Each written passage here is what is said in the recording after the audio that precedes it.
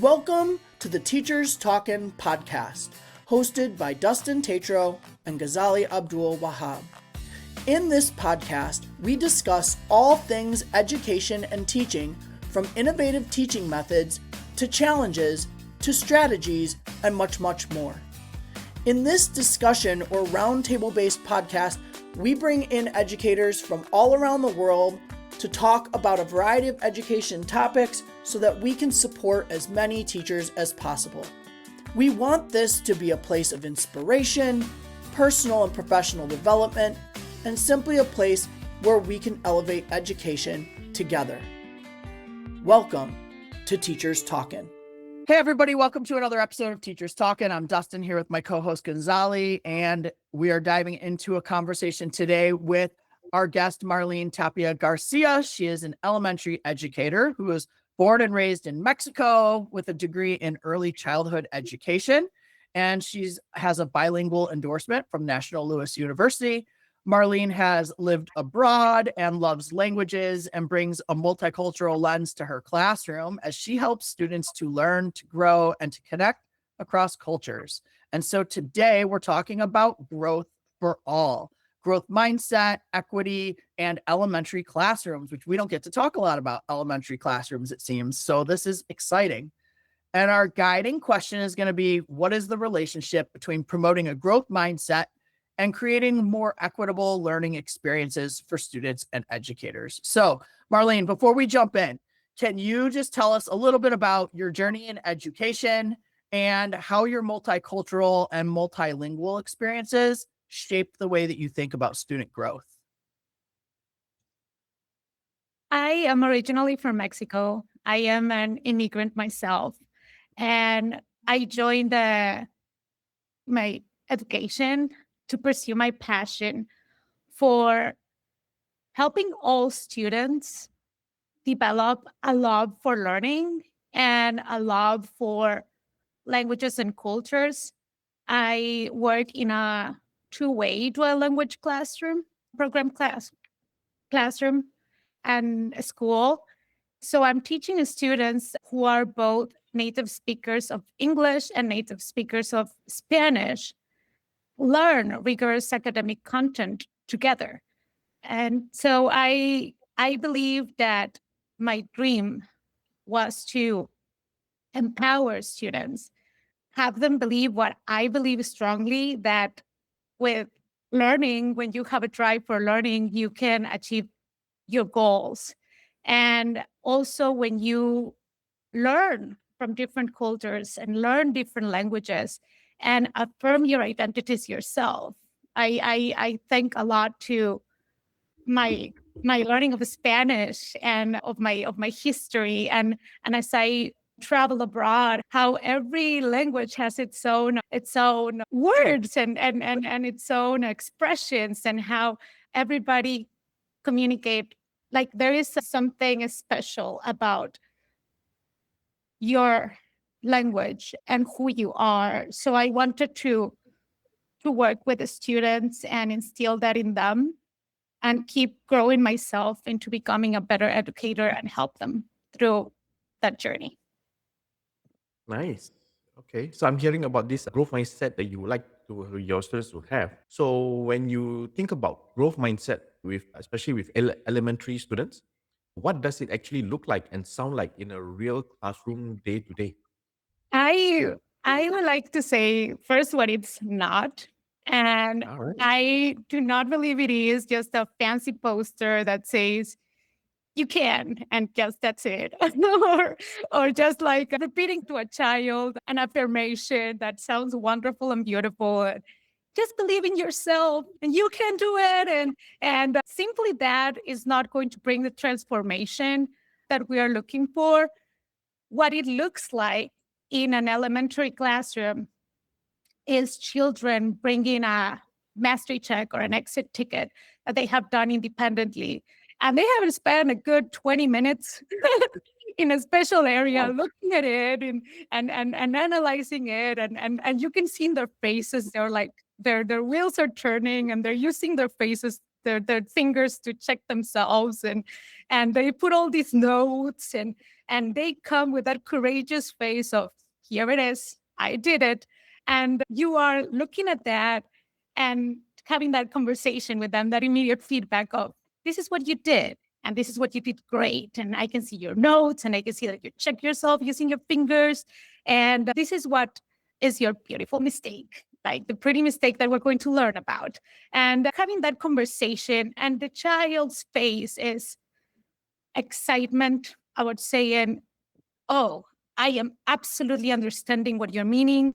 I can't wait to keep working on this. And then having those systems, having the teacher assistants, the peer tutoring and systems in your classroom, of then the other child coming and saying, oh yeah, that mistake, absolutely. Let's just go ahead and work on it together. And it's more than just the affirmation, you can do it. It's also the opportunities for them to experience it and understand that, of course, I can do it. Having the flexibility on time, because a student can do a mastery check or can master something on the first time. And it might take just 5 minutes, 10 minutes to watch a video of you, or have a short explanation, and I got this.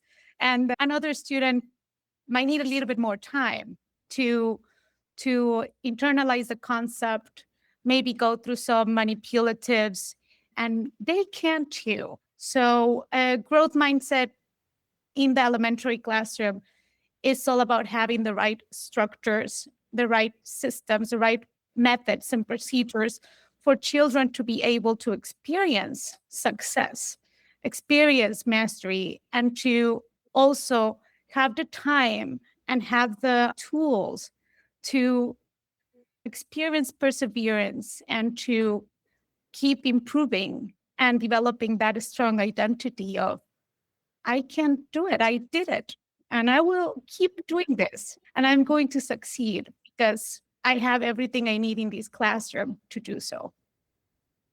Yeah, so that's very intriguing for me because what you're describing is like the endpoint, right? When the students already learn it and are now applying the growth. And you also mentioned the tools and the systems that you put in place first in order to reach this level of efficacy in the students. So, what are some of these tools and systems that you put in place? I think our listeners would love to hear more about how you actually put it in place in your classroom. I have a lot to thank for the opportunities that I had as an educator to learn about the different methods and approaches that allow this dream to be a reality. I believe in it 100%, where I I read books and I read about the stories in the books of little vignettes that give you a little window into that dream classroom where kids are excited, kids are engaged, and kids have that moment of aha moments. And I always thought I want that classroom, and wanting it and buying on this then also comes with, I realize through my journey, with a lot of incorporation of methods, approaches, and strategies. So I am very grateful for modern classrooms. I also had opportunities to learn about personalized learning. And right now I'm learning as well about team-based learning that is student-led. So how I had the opportunity to plan it, particularly with modern classrooms, is to have those tools set up beforehand, where, for example, students have the self trackers that they can use. And all of this comes with a lot of preparation beforehand, where you are making your video to clone yourself, and the kids can see you and lesson through your videos. And they're very well made, they're short, so they have the right attention span for the children. And then the peer assisted portion of it. So when you make a mistake in your mastery check or exit ticket, then what do you do? What does the teacher assistant do? And when you just teach the kids explicitly, and you have the right systems going on, they have the little necklaces with the type of questions that they ask, and they know to get the material, so they get the whiteboards and they get all the appellatives, and then they kids are also very observant to you as a teacher of how you give that feedback and how you help with mistakes. And I am very surprised when I see them. And one time, I also, with their permission, I take videos of them of how do they do that, to then talk about it with other students into what do we see they do that is great, and we can keep working on it and learning from this community. And they understand really well what it is to engage in that productive struggle, that sometimes for teachers it's a little bit uncomfortable to see a kid getting into that moment of, oh, this is tough, but I can still do it until I'm frustrated. Please help me now. And they replicate that. They see that, and they remain very poised, very encouraged, but they also, you can do it. Just think about what you have. Let's look at these manipulatives. And then they go, let me show you at the right moment, right? Let me show you how it's done, and let me help you, and let's talk through it.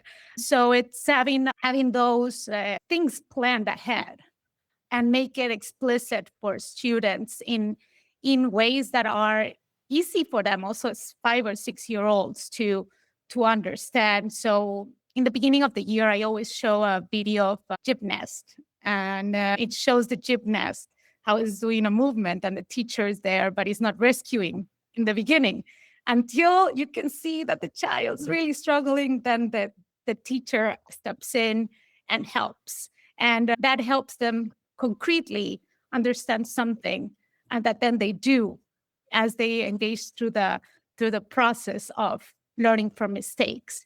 So we talk about it. We talk how the paper, the beginning, they get a little bit, I'm doing it on my own. So they look at it like, oh, it's the paper that you drew on your own. Then afterwards, I explain to them, and all of this has also come from a conversation with great mentors of mine, that they have given me and shared these tips. So then you say, hey, this is just for me to know what's on your brain. That's really what it is. And you just give your effort, and you pay close attention, and that's everything it is. So you explain all of this explicitly, but you have those tools and structures in place before the school year begins.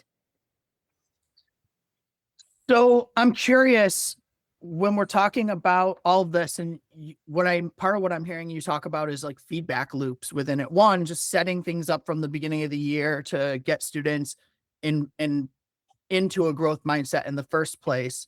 But then I hear that as things go on, you're using feedback loops to kind of continue. So I'm curious,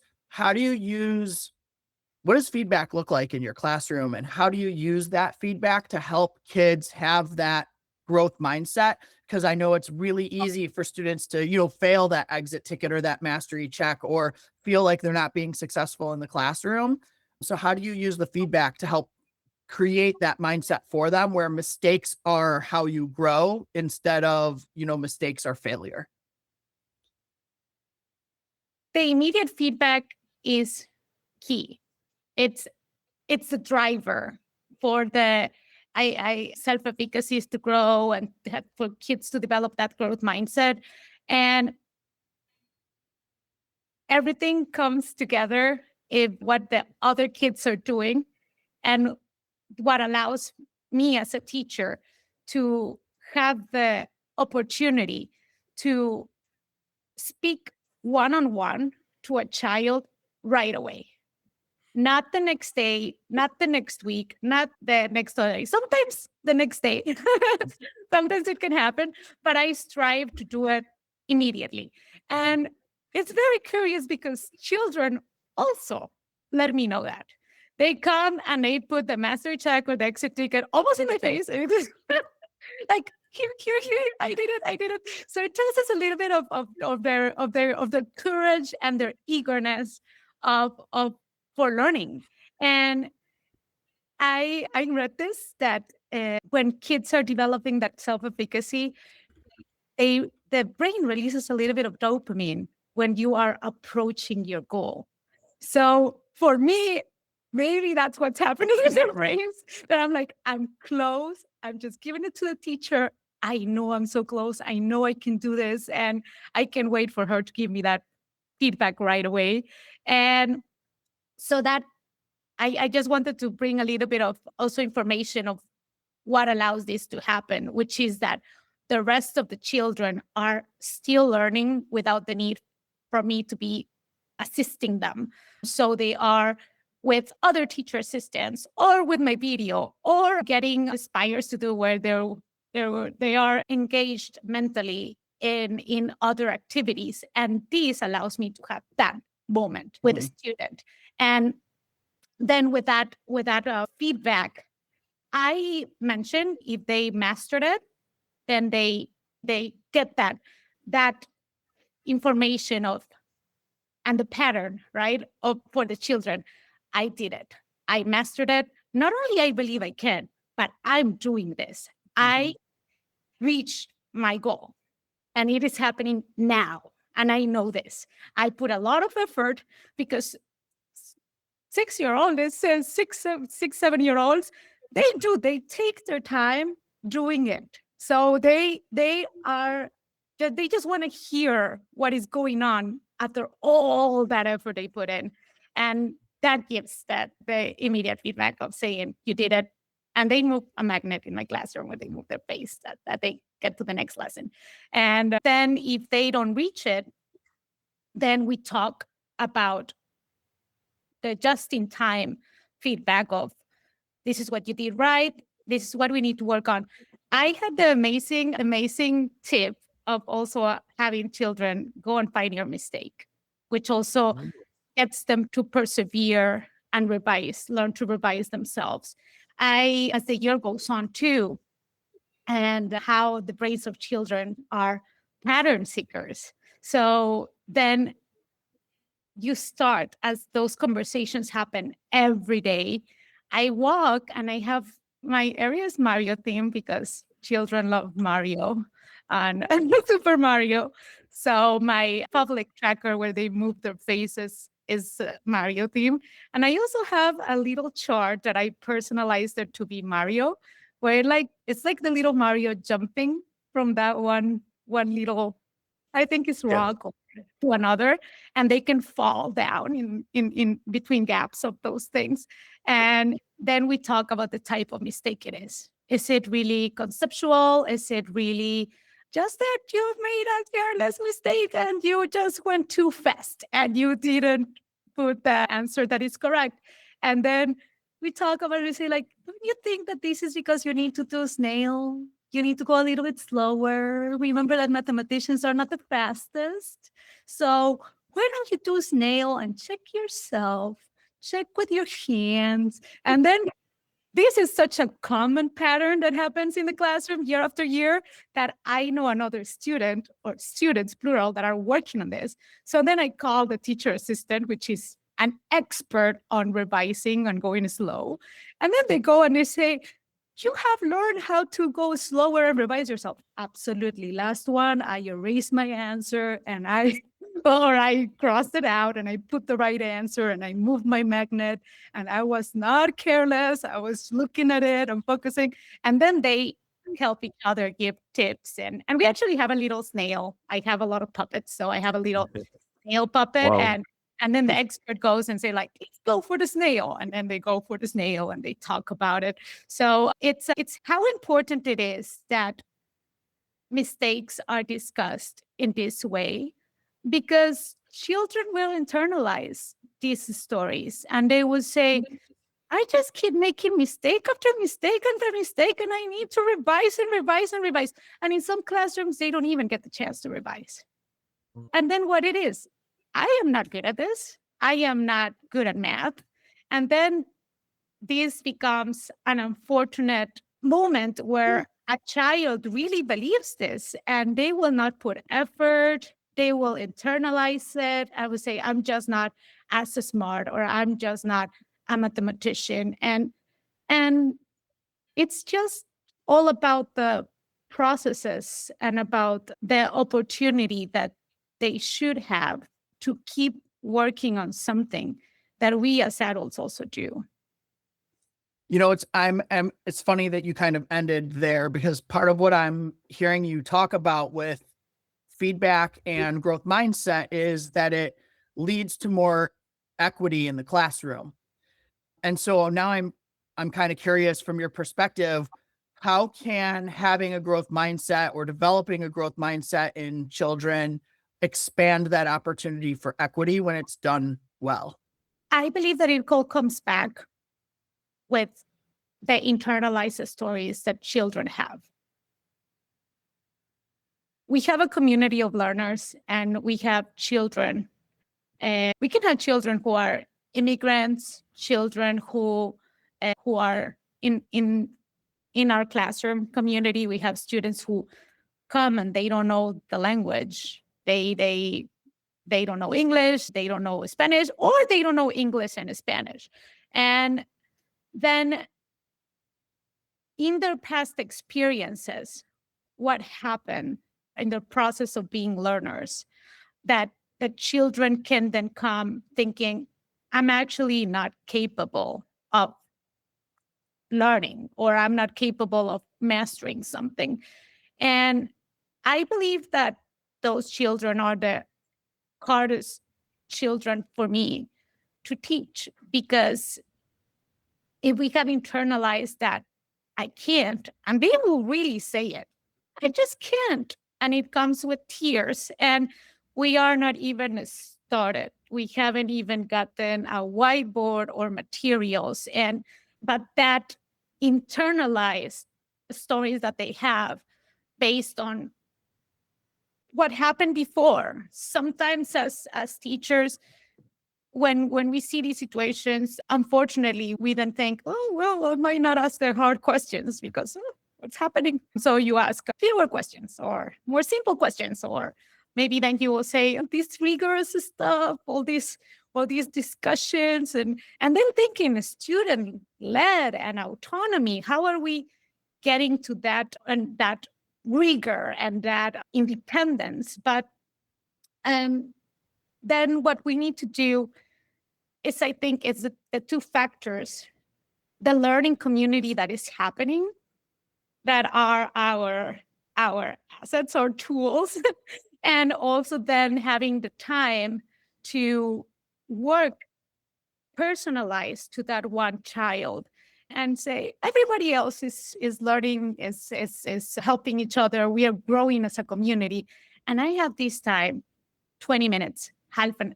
I have worked with children 101, 20 minutes, and it's just small incremental achievements. And then the first time they get it, they get the achievement. It's like, oh, yeah, I did it. And then as it turns into again and again, the rigor that is just right for them, and they get that developed self-efficacy that we talked about, then it becomes easier for me as a teacher to work on our grade level goals. And the rigor is a word that we hear a lot, right? But getting into Yeah. those into more goals. And then it's the individual child, and also the peer assistance, other children talking to children. They're magical in what they do. Sometimes I want to look and I want to eavesdrop a little bit into what's happening there, because the child is absolutely calm and the other child is absolutely serious and calm. And then I'm thinking, what's going on there? Because I know that this is my learn helplessness student, and it's magic is happening. And then what you need to do is voice it out and do a good shout out and say, I saw how you were. And the kids, then their internal stories start to shift into I can, to oh, I guess I can, then into oh, I believe I can, and I have done it. I did it, and I'm doing it again, and I'm doing it again, and I'm doing it again. And then they go, oh, I am a learner. I absolutely am a learner, because here's the proof. I have mastered a lot of things with help from my teacher or from my friends, and also independently. So it's not lowering the expectation that a Yeah. child is going to do something independently. Mhm. And they can go through the same process as everybody else, but the time, the tools, the resources is what shifts.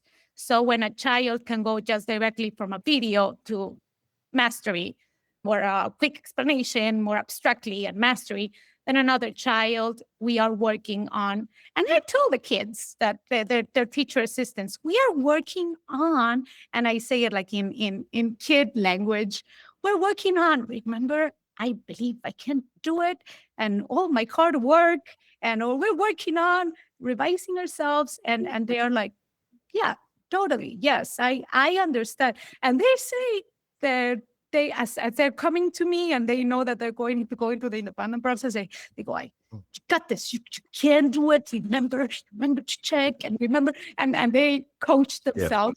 And because they understand that it's not only the idea of, oh, can you do the procedures, or can you do the math with your fingers, or can you actually count on and say the next number? They know that it's also about what you think about yourself and your ability to focus, your ability to revise, your ability to say, I'm ready. I'm now doing this on my own and everything will be okay because I can learn from my mistakes, and I am a learner. And they understand these two aspects that is not just the cognitive abilities, but also the interpersonal abilities and other habits like perseverance, like being able to be a continuous learner. So they know that these other habits of mine are part of what makes you. I do all of these systems and talking about a lot about math, but it is what makes you a mathematician or a writer or a reader. It's not how fast you can do it with the first try. It's all about developing these habits to become a stronger learner. It sounds like you are, although you're describing like your lessons in mathematics, but it sounds like you have used a lot of language, in your lesson to build the growth mindset. So, what are some of these phrases that you use to build the growth mindset in your students? Show me your thinking, or let's try a new strategy. What are the things that the listeners, can use in the classroom to overtly build students' growth mindset? Many of this have been shared to me by my mentor teachers and others I have read and I have collected. I mean, who are teachers if we're not stealing from other people, right? So, Yep. and through experience, the first two were shared to me by a mentor teacher, and they have been absolutely fabulous. Into the first one is, it's not really how fast, or it's not really a race. It's all about the journey and the process, and we are a community. So that starts in the beginning with the students understanding. It's oh, you don't go and just get your mastery check and go, I did it. And then it's like, well, we are here learning. I have never seen that being done, but actually, but it's like a thing that I think like, whoa, if that happened and another kid is spending 20, 30 minutes learning it and they're working so hard, is like, but because that idea is shared explicitly, then the community of learners know that we are together. And one of my students in mentioned, what did they see from other students? And he stated, I am amazed at all my friends, like everybody, we are on it.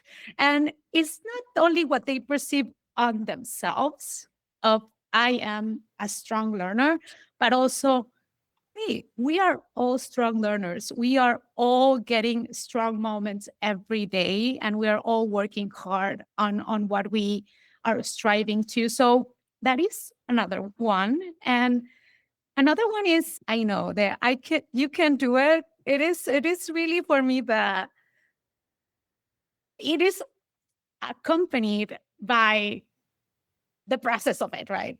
Mhm. And it's like, okay, you need to tell yourself, I can do it. And you need to go through the process. And we're here, we're there for you. You have all the tools. And so it's not just you can do it and immediately giving a next paper and going, now you can do it. It is really, you can do it. And these are the things that you are going to have at your disposal. You tell this to yourself, but of course, we all believe it.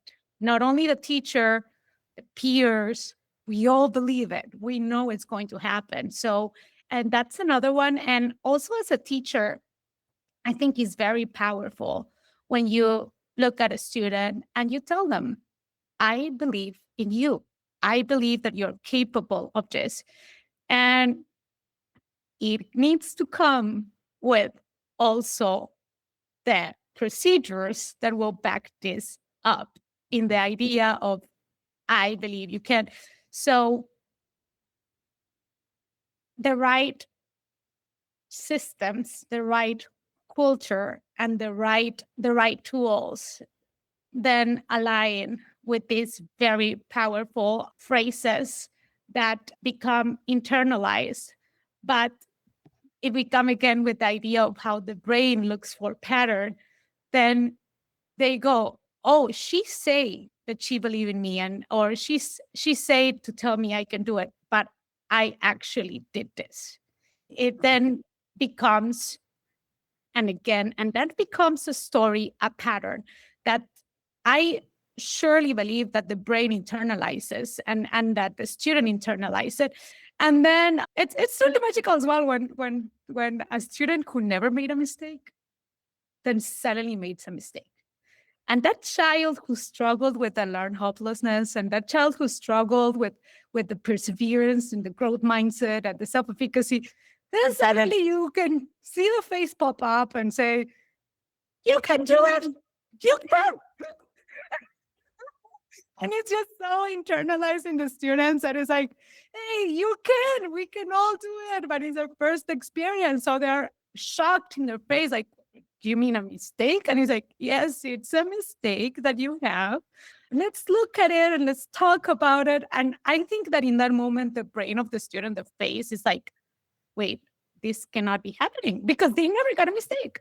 But then it's like, it's all part of the culture. And then if it's a matter of then believing on that, then here comes a student to tell all the tips about how to believe in you can and to really calm down, relax, focus, persevere, and then we can work on the error itself. So it's really contagious. And it's really like, it's proof that, yes, they internalize this, that when they see it, they're like, right away, the first ones to go, and yes, you can. You just got to work on it and you can. And they're the cheerleaders and they go like, yes, I can. And we just learn. We all learn at different times, different things. And that's the complexity of being a learner. That it's not the same story for every child. And it's feedback is not only feedback on here is the error and here is exactly what you're supposed to do procedurally. It's you look at it and then you know the story of the child and then you go like, actually, this is a matter of slowing down and revising, or this is a matter of is the student not believing in himself or herself and getting worried and feeling that they can't do it, then we need to take another approach. And tools. Whiteboards are great. You can just erase it. Why to do a paper where you see all this? All the marks is like whiteboards. Yeah. Erase it and give it another shot. It's okay. It's okay. Yes. You're giving us so many different strategies and scaffolds and really ways that you're really showing the audience here how important it is to build a culture and a community within your classroom space through feedback cycles, through encouraging words. And it's funny that you kind of started this with saying growth mindset is not posterized words, but we've come all the way back to, well, they are, but it's not just the posterized words. It's what you do with those words that actually matters the most, right? you've talked a lot about assessments, mastery checks, exit tickets. And I'm curious because you've really talked a lot about like kids finding success with that because of the things that you're going through leading up to that. So what I'm curious about is, what does it look like when that exit ticket is not up to standard yet? How do you work with that student, and how do you provide them with the right kind of targeted feedback so that mindset continues to be a growth mindset instead of a fixed mindset, like so that kids don't feel labeled necessarily by not meeting mastery standard maybe on the first attempt? I am amazed at the process of self-paced learning and mastery-based learning. I am amazed at children and how they respond to it, because I see this on my first week of school. And I can even confidently say that I see it in the first, second, third day, in the first round of mastery checks, where the biggest thing I see is that a child will take the paper and then it comes with a self-reflection of, are you ready? Are you ready? You got this? Can you teach it? You got this? And then we go through what it takes, like a little bit of the success criteria, what it takes to do this. Are you ready? And then they go, yeah, I am. I am. I got this. And then they go with the paper, and they have never experienced this, I think, where they have a paper on their own with nobody, like the teacher is not around to be like, yeah, start with things. And they only have themselves to and that paper. And the first times I have kids look at the paper for a very long time without actually moving their fingers or writing anything. They just look at the paper long time. And I think that in their brain or in themselves, they're going like, can I really do this on my own? And then they do it. They come to me and they, oh, I did it. Or in the case that they didn't, then it's like, now what? And you can see it in their face of, now what? And they can visibly see, that other kid did it. I didn't. Is there something wrong? And very, it has happened that you can even see a kid get sad and show like, oh, and maybe a tear will come out and be like, oh, what's going on? I didn't got this. And then it's like, okay, let's talk about it. And it's also new to see that, like, let's talk about it. Like, what does that mean? And he's like, yeah, we get to work on it. I was like, whoa, a whole new world. A whole new world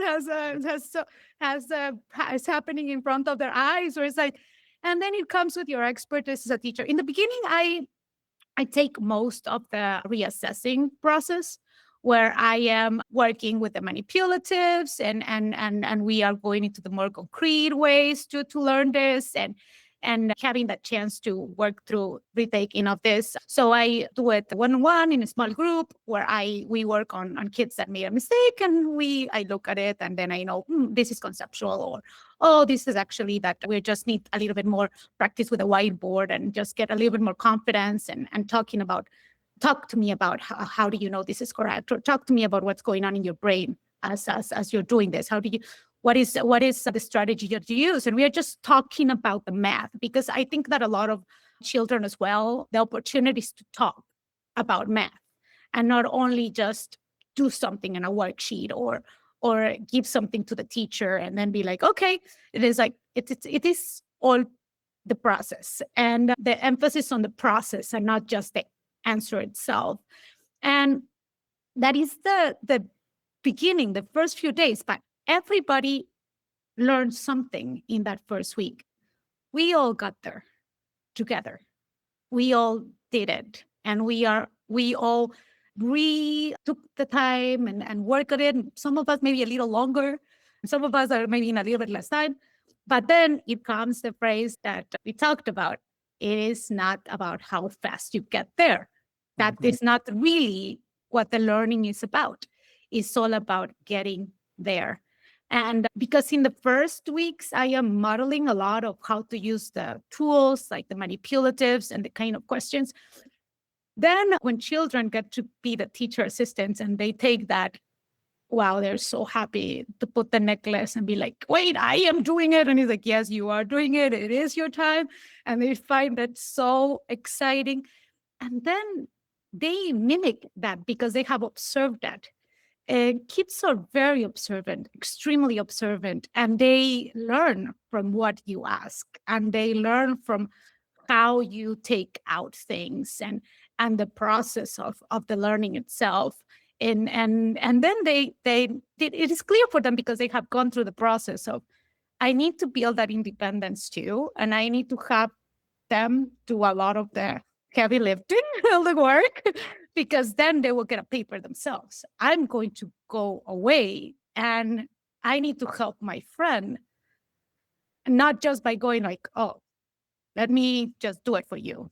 And then it's like, wait, what's happening when they get the paper? So they know to ask, to bring the help when the kid needs it. And then you always go and part of the teacher assistant process is you show, and then another one, you just watch. And then I draw like two eyes on the whiteboard. It's like, this one, just watch your, and then they come and they go, really, Miss Tapia, I didn't say anything. I really didn't. I was just watching my friend. And it's like, the other kid goes like, wait, you did say something. And he's like, no, I didn't. And he's like, yes, you told him. You can do it. Just revise yourself a lot. And he's like, well, Miss Tapia, but that's not really telling the answer. I'm just encouraging my friend. And it's like, but they're so serious about like, watch means just watch. Just watch. Because they know that you're building independence. So they become very serious learners. They take it seriously. It's like they know that if they're there to help the learning happen, then they do it. They are not, I don't find them ever like cheating or oh, give me the answer. It's like, no, they don't want that. They just want to take pride on what they're doing and what we're building, and give the chance of feeling success to every kid. And that is also a process to learn that it's not I as a learner. What I did is I and my community and what we do together and how we support each other. So, I mean, it seems like you're really starting with a foundation at the beginning of the year by setting strong routines, strong expectations, modeling growth mindset, giving feedback on a regular basis, making sure that the bar is the same for everybody. The one thing I think we haven't talked about that I'm curious about is independence throughout this process. And how do you ensure that every student gets thinking time and like is able to express through their own voice? I will need to clarify this. So we are going to talk about how every child gets the time. So we as teachers, we provide flexibility of time for each student. And the second part of this is that each student has their voice. Is that correct? Yes. Yeah, exactly that. Yes. So I'm curious how you kind of like build that in with all of this other system that you have going, because you have such a strong system. So I'm curious what that sort of like independent side looks like, because we've talked a lot about the collaborative side and from peer to peer as well as you to peer. So now I'm just curious, like when we start talking about the student as an individual and you instilling this growth mindset within them, right? How do you give them that opportunity to think independently and to be able to express themselves in their own way and in their own voice? Yeah, so it is very interesting how this growth mindset topic goes both for the students and me as a teacher. because we as teachers also have our internalized stories. And I grew up and it was my teacher in front and we just followed and we were just silent and we just follow what the teacher did explicitly. And then we had the opportunity to do a few on our own. And we did it exactly how the teacher showed it and hope for the best.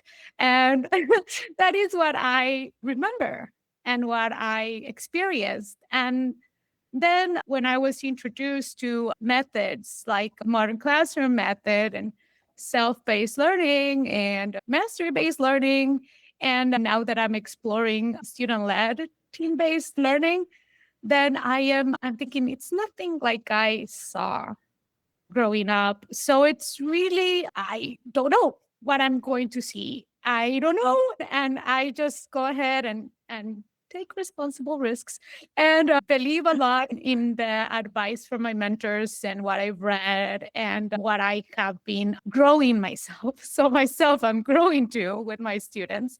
And I tell them sometimes, friends, this is new for me. So I'm going to keep learning about this, but thank you very much for your feedback.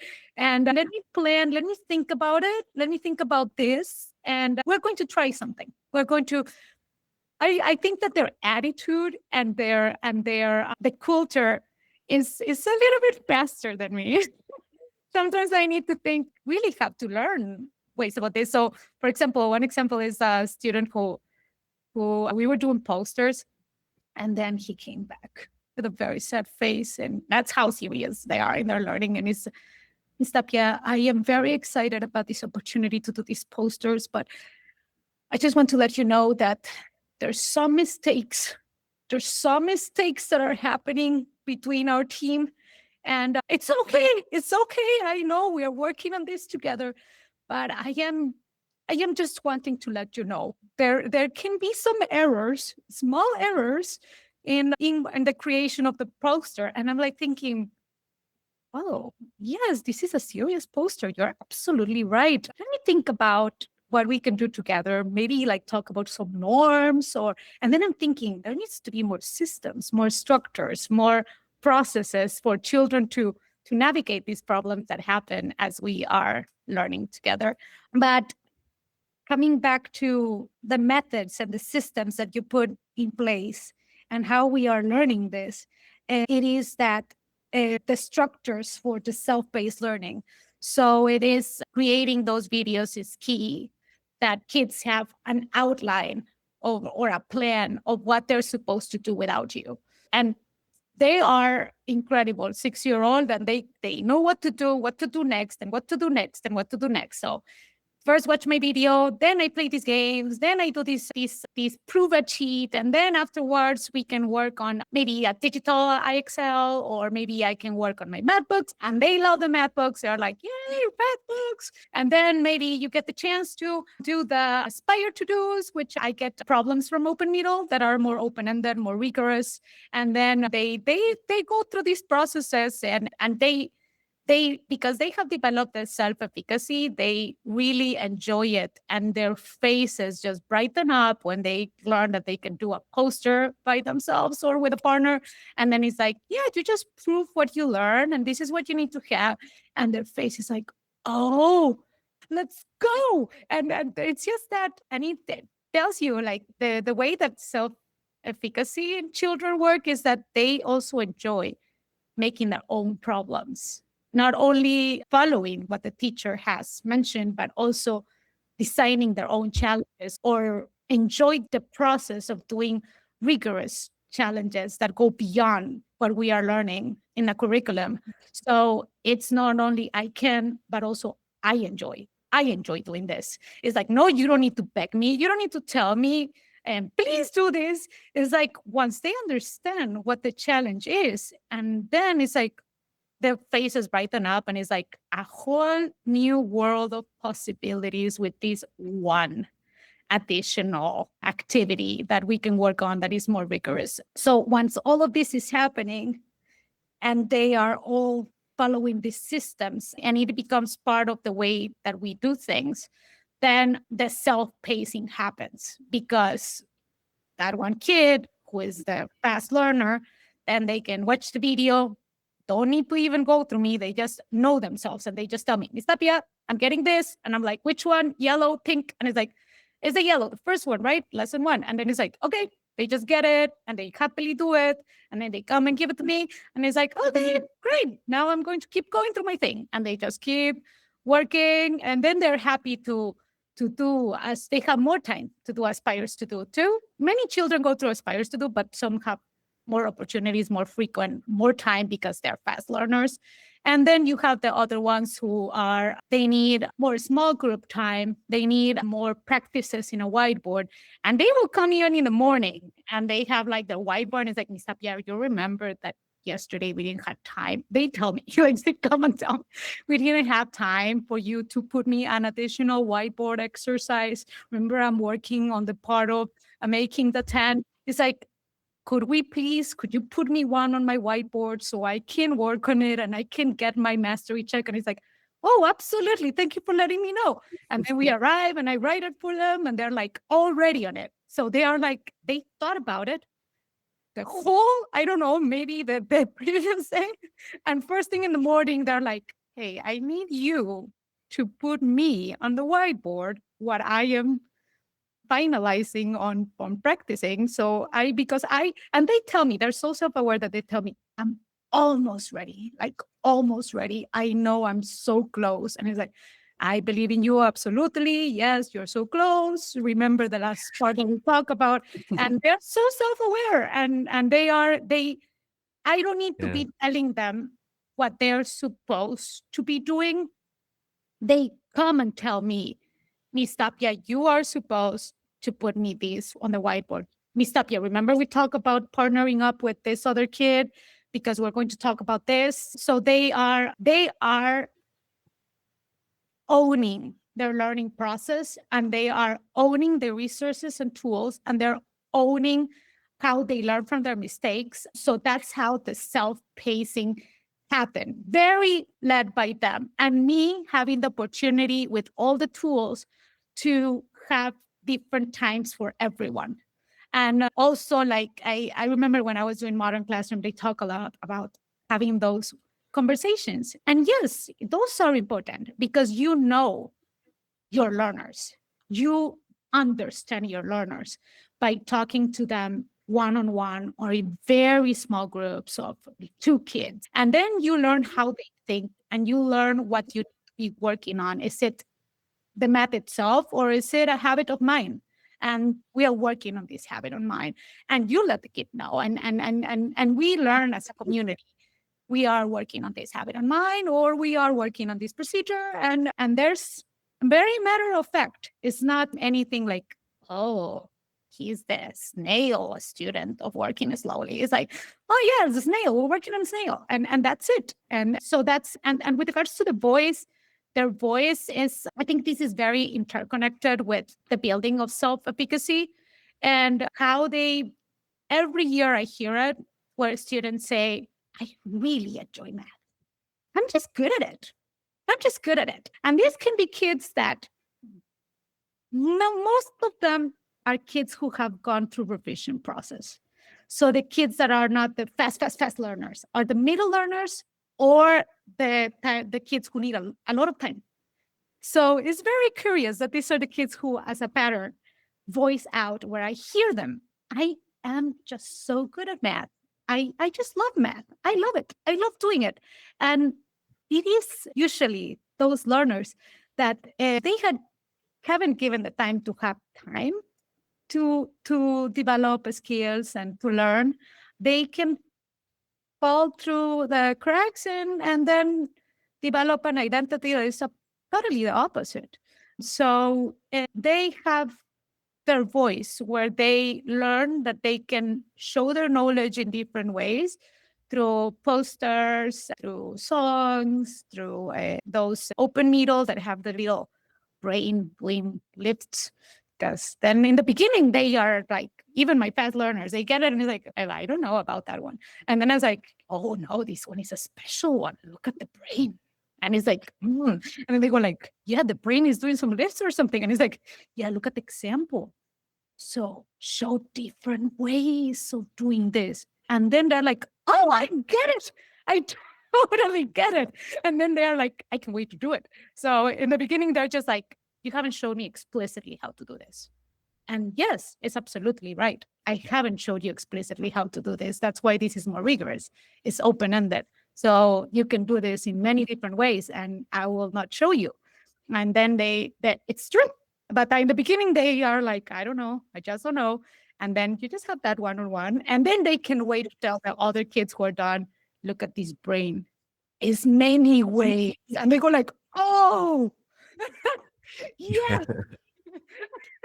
And they're like, Sounds like a very interesting lesson in classroom. Yeah. Mhm. So you've given so many examples of the growth mindset, transforming your students and being very powerful in the classroom. What have you learned as an educator watching your students grow with the growth mindset?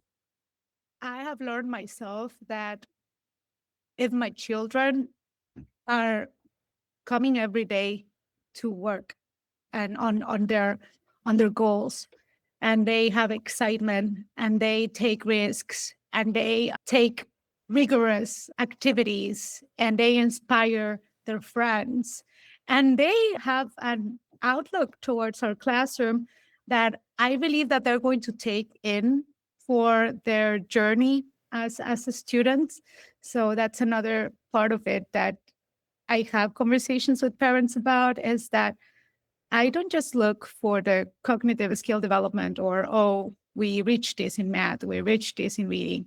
It's also about who they are as learners and how they view learning. And that I believe that they develop strength in them in developing these habits. And I believe that also comes to me as a teacher into saying, I as I take this training, this professional development on these methods, and then you think, oh, I'll create a video for every single lesson. It's like, yeah. And yes, you just when you have these structures, let the kids let them, and it's like it's scary. It's like what is happening, right? What is going to happen because you have never seen it yourself or experienced it yourself. So and then I am absolutely energized by their feedback, by those moments, by those, please write me another one in my whiteboard. I just want to do another one. Or, oh, yes, I love it. The poster. Can we have a little bit more time? Or when we're lining up and they're just like, I just want to keep going in my math book. It's just so exciting. And then it's like those moments are what I live for. And it takes time, it takes effort, it takes responsible risk taking. It takes believing, like the same things that I tell my students, believe that you can. And it is not a race. It is not how fast as a teacher, how fast I get there, but taking those step by step application of methods, practices, and strategies that build this, that help teachers build this. And it's so rewarding when you see it. And I keep finding opportunities for me to learn the theory behind this and also take the time to apply and build those structures and then try them in the classroom. And when I try them, it's like I can never imagine doing anything a different way. And they sometimes give you feedback of the feedback that I mentioned of the poster. And then you think, I need to keep learning myself or keep trying things so that you're not just letting loose into the idea of now you are autonomous, now you're self-directed. Is there needs to be a lot of thoughtful tools and structures and need to be behind for all of this to happen and your students to have these opportunities. So it's the growth mindset applies not only to them, but also to me, and also how you talk to them. And you really believe it. You really believe in your children when you say, I believe you can. And I believe I can make a transformation in my classroom. I keep working hard and I keep finding new professional development opportunities that align with my vision and my dream. The dream that I always went for, like those vignettes in those books. And I am like, oh, how amazing is this? And that I see in my classroom, and the stories and the parents' stories of what they see in their children. And that's my drive. That's what keeps me going and into trying these new approaches. Marlene, you've given us so much to think about today and so many, wonderful structures and strategies. If somebody is listening and they're like, my students have a fixed mindset, I really need to change that. What would be a piece of advice that you would give somebody who's starting to build or who wants to build a growth mindset with their students? What would be like one small move, one small strategy, or one small piece of advice that you would give them to get started in shifting the mindset of their students? I think the first piece is to really see the assets that the student brings to your community, because each child is unique and each child has experiences and each child has aspects in them that the community can learn from. And if you believe that every child is an asset, then you keep your high expectations for every student. And I believe that children can sense it. When you, as a teacher, you don't just say, I believe in you. You believe it in it internally, authentically. You have called families and you know the story of your student, and you are like, how amazing. I can't wait to work with this student. And even if we have learning gaps, or if we have learned hopelessness, each child has its strengths, and it is important that we believe in that strongly, because that is, I believe it is, they can sense it in you, and also by your actions, because what you say is followed by actions. So, and then when the students see that, they also respond and also align with you in the way that we develop the growth mindset in students. It's not, every student has their journeys, and it's not a choice to have learned hopelessness or to be dependent learners. It's not a choice. It is, or all the values of families. It's on education. It's not. It's again these internalized stories based on experiences that children have, and we can make a difference in our students, starting with that one first aspect. And second is to have those moments with them and individualize our instruction according to each student. And it's the differences in time, the differences in tools, the differences in the way that the skills or any goals that working on achieving is going to be worked on. And give that chance. Start small. Don't say all the kids are the same, all the kids are working on this way. Start small, just for the child to say, I did this. And then the next one is small, and I did this. And make it frequent, so that then the child is like, hey, it's really happening. It's really happening that I am absolutely doing this. And it takes a lot of time, a lot of consistency. And but if we have the community, the resources, then it is absolutely possible. And you will see their transformation. It can take months Uh-huh. for a child to gradually like a butterfly, open up and go from I can't, I don't, I'm not good at this, to then turn into, and you can see their face turn into maybe because in the past I've done it, and then suddenly is I will do this because I can. So it's a process.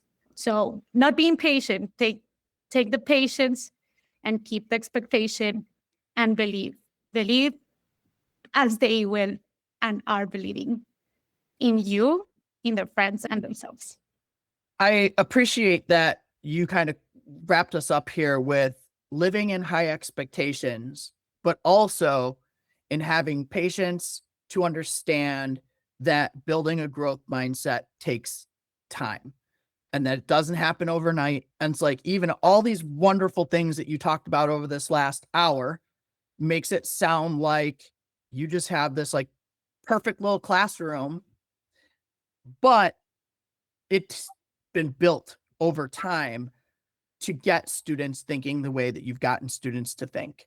And I think that's the biggest takeaway here for me, is thinking about like, we want to hold those expectations and we have to be patient in allowing students to have the time, and then the consistency. It's extremely important for teachers to be consistent in their approaches in order for students to then build that belief system and that mindset for themselves. Really appreciate you just kind of like closing it out and bringing it all together like that. So thank you so much for being here and joining us and sharing your knowledge and your strategies and your stories. It's super appreciated. So just thank you so much. And to our listeners, remember, if you are enjoying Teachers Talking, please subscribe, leave a review, share it with fellow educators. New episodes drop every other Monday. And if you would like to be a guest, just fill out the interest form in our show notes. You don't need to be an expert in anything, just passionate like Marlene is. Bring these vibes and energy, share your stories with us. Thank you so much for being here with us and listening. And until next time, keep on teaching. See you, everybody.